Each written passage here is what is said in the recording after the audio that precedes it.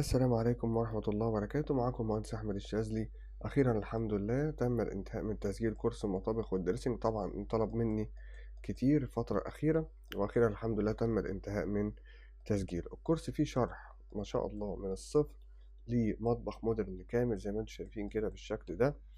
الموديلنج، الإضاءة، الخامات، كل حاجة لحد ما نوصل للريندر النهائي. في كمان شرح للمطبخ نيو كلاسيك، نفس المطبخ ولكن حولناه كمان لستايل تاني، بحيث ان انت يبقى اشتغلت اكتر من ستايل. يعني زي ما انتم شايفين كده الشكل اتغير تمام، بقى ستايل نيو كلاسيك. كمان عندنا الورشة التالتة وهي ورشة الدريسنج روم. زي ما انتم شايفين رسمنا الدريسنج ده من الصفر.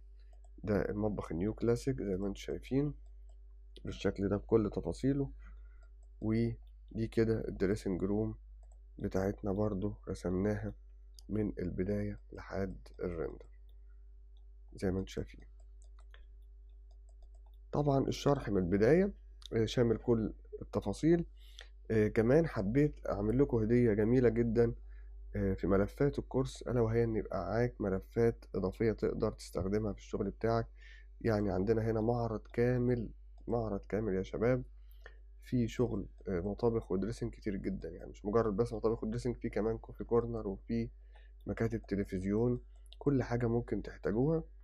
زي ما انتم شايفين الشغل ده كان في أحد الدول الخليجية، تمام. فهيبقى مناسب جدا ليكم إن شاء الله وهتستفيدوا بيه. يعني بالإضافة للشرح الملفات بتاعة الكورس، في كمان الهدية القيمة دي اللي بقدمها لكم، اللي هتبقى إن شاء الله مفيدة جدا ليكم. طبعا مجرد ما تشترك بيكون معاك المحاضرات، وأنا بتابع معاك أول بأول في أي استفسار لحد ما توصل إن شاء الله للمستوى المطلوب.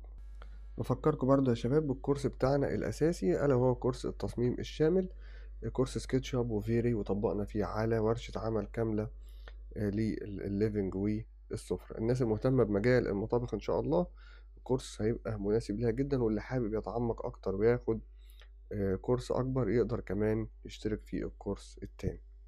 بتمنى لكم التوفيق، والسلام عليكم ورحمة الله وبركاته.